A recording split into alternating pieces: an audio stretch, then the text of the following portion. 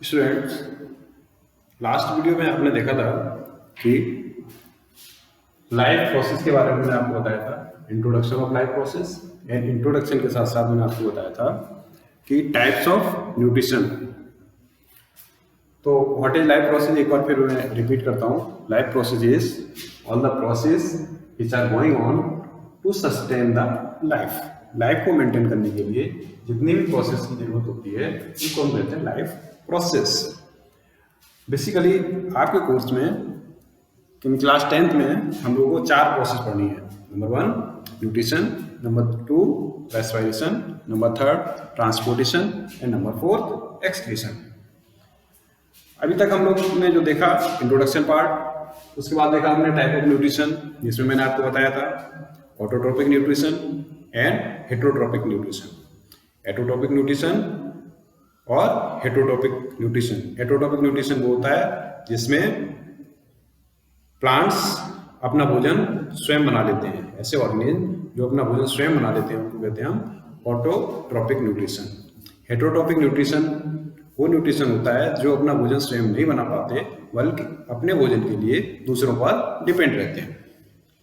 इसको फिर मैंने आपको कैटेगराइजेशन बताया था। इस टॉपिक में थर्ड टॉपिक हमारा है कि न्यूट्रिशन इन प्लांट्स।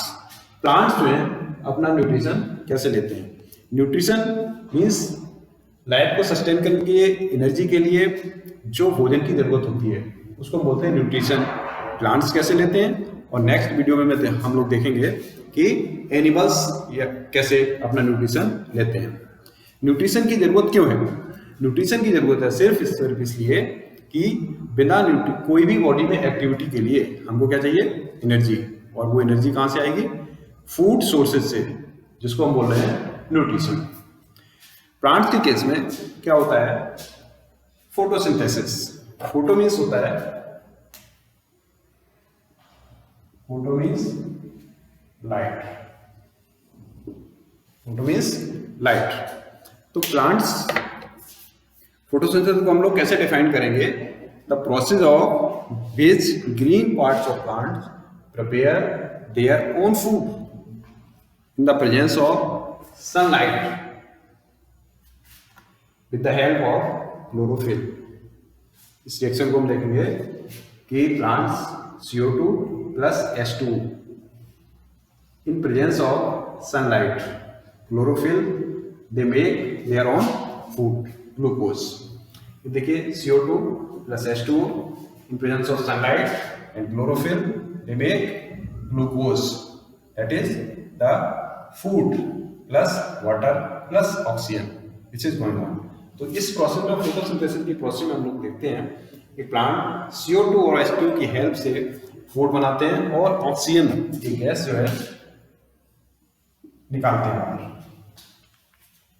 अब दिस रिएक्शन ये ऑक्सीडेशन रिएक्शन है, जो केमिस्ट्री के फर्स्ट चैप्टर में हम लोग पढ़ेंगे ऑक्सीडेशन रिडक्शन रिएक्शन।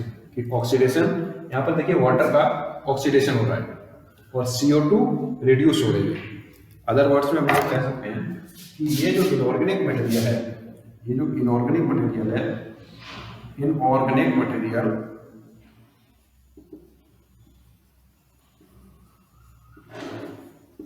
ये कन्वर्ट हो रहा है ग्लूकोज यानी क्या? ऑर्गेनिक मटेरियल में। क्लियर? फिर मैं रिपीट करता हूं।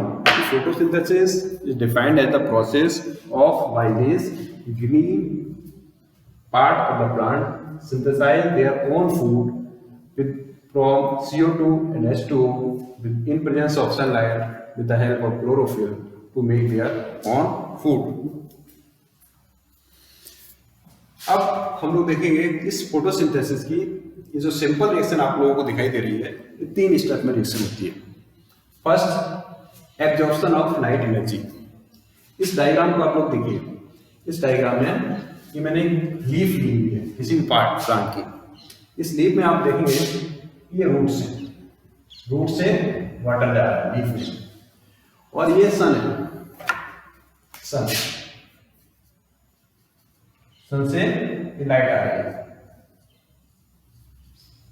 ये लीफ है ग्रीन लीफ, इस ग्रीन लीफ में क्लोरोफिल होता है। ये एनवायरनमेंट है, ये एनवायरनमेंट से CO2 गैस आ रही है। तो आप देखेंगे यहां से वाटर मिला, रूट से, एनवायरनमेंट से CO2 मिली, सन से लाइट मिली, और ये क्लोरोफिल जो होता है ये ग्रीन लीफ में होता है। ये कहाँ होता है? एक्चुअली ये क्लोरोप्लास्ट में होता है, और इस क्लोरोफिल की सहायता से जो है ये रिएक्शन कंप्लीट होती है। यानी इस प्रकार से प्लांट जो है अपना फूड का सिंथेसाइज करता है। अब मान लिए प्लांट को जितना भोजन चाहिए अपनी नीड को, अपनी आवश्यकताओं को पूर्ति करते हुए, उसके अलावा जो भोजन होता है वो सिंथेसाइज हो जाता है in the form of starch. जो हम लोग फ्रूट्स देखते हैं, फ्रूट्स में क्या होता है?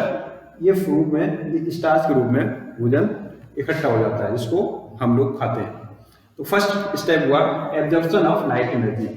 सन से ये लाइट आई और इस लीफ ने इस लाइट एनर्जी को एब्जॉर्ब किया। हम लोग देखेंगे लाइट में 7 कलर होते हैं। कौन से 7 कलर होते हैं? फेस का पार्ट है विव ग्योर, आप लोगों ने पढ़ा होगा। Violet, indigo, blue, green, yellow, orange और रेड। लीफ जो है ग्रीन लाइट को रिफ्लेक्ट करती है, इसीलिए प्लांट्स का जो आपको कलर है वो ग्रीन दिखाई देता है। तो यहां पर एब्जॉर्प्शन ऑफ लाइट एनर्जी। अब सेकेंड स्टेप में conversion of light energy into chemical energy. इस रिएक्शन को कंप्लीट होने के लिए सनलाइट इसलिए आवश्यक है कि H2O ये ब्रेक डाउन होता है, और ये ब्रेक डाउन होके H2 प्लस O2 बनता है, प्लस ATP एनर्जी डेवलप होती है, जो एनर्जी इस रिएक्शन को कंप्लीट करने के लिए आवश्यक होती है। एंड थर्ड होता है रिडक्शन ऑफ CO2। यहां पर हम लोग देखेंगे कि ये CO2 जो है, ये CO2 ये जाके कन्वर्ट हो जाती है ग्लूकोज में, और यहाँ पर इस CO2 का ग्लूकोज में रिडक्शन हो रहा होता है। 3 स्टेप में रिएक्शन होती है। कौन कौन से? फर्स्ट है absorption of light energy, second है conversion of light energy into chemical energy, जिससे कि ATP डेवलप हो। ATP मींस एनर्जी डेवलप हो, जो इस रिएक्शन को कंप्लीट करने के लिए आवश्यक है। And third reduction of CO2।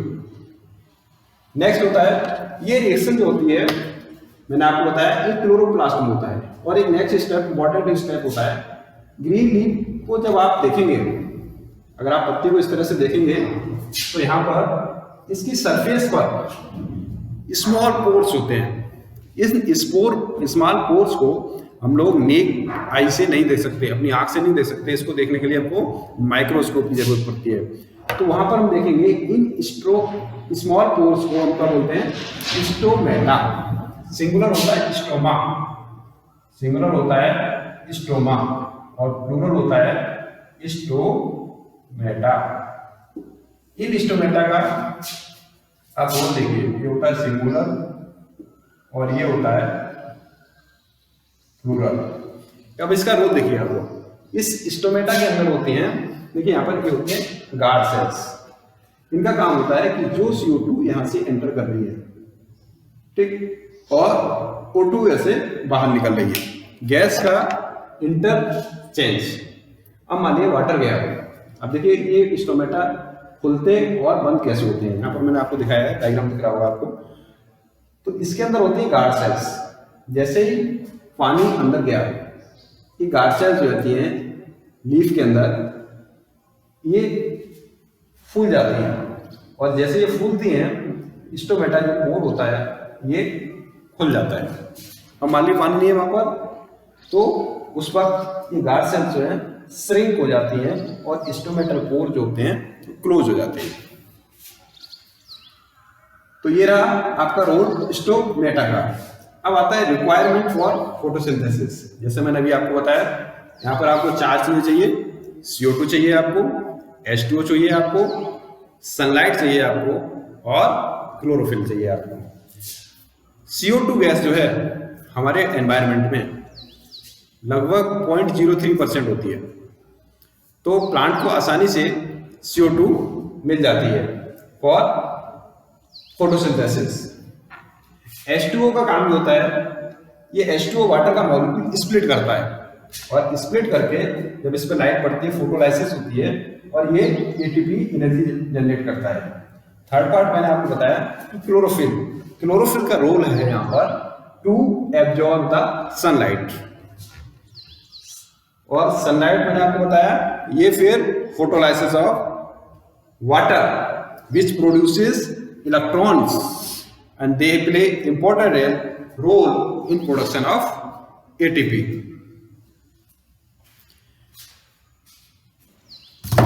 Thanks, students.